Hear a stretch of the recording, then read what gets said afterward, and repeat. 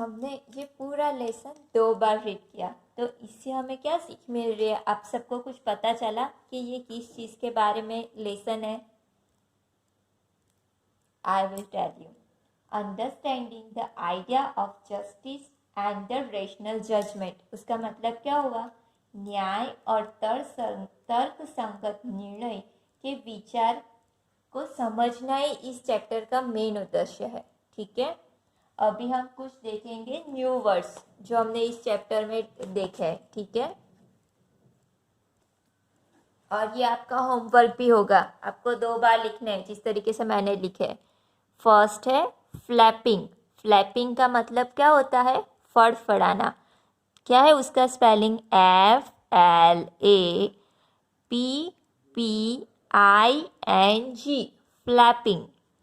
फिर है fears falcon. उसका मतलब क्या है? फियर्स फैल्कन मतलब भयंकर बाज। उसका स्पेलिंग क्या होगा? FIERCE, fierce. And falcon FALCON, falcon. फिर है वुंडेड पिजन यानी घायल कबूतर। तो उसका स्पेलिंग क्या है? WOUNDED, wounded pigeon, PIGEON, wounded pigeon। फिर आगे है फ्राइटन्ड, यानी उसका मतलब क्या है? फ्राइटन्ड यानी डरा हुआ। स्पेलिंग क्या है? FRIGHTENED,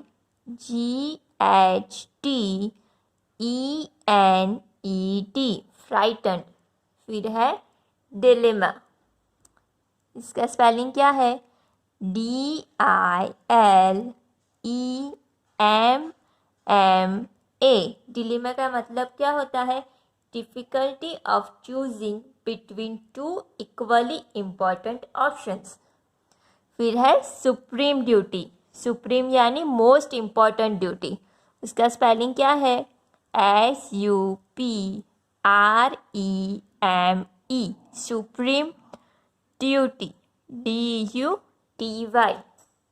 फिर आगे है कार्निवरस बर्ड यानी मीट ईटिंग बर्ड, यानी कि मांसभक्षी पक्षी।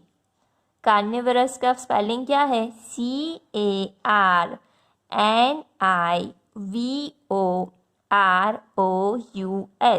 Carnivorous bird, BIRD। फिर आगे है चंक ऑफ फ्लैश। चंक यानी, चंक का मतलब क्या था? A thick solid piece. और फ्लैश का मतलब था मांस, यानी मांस का टुकड़ा। चंक का spelling CHUNK, chunk of flash यानी मांस का टुकड़ा। फिर आगे है कार्विंग। कार्विंग का स्पेलिंग क्या है? CARVING, कार्विंग यानी काटना।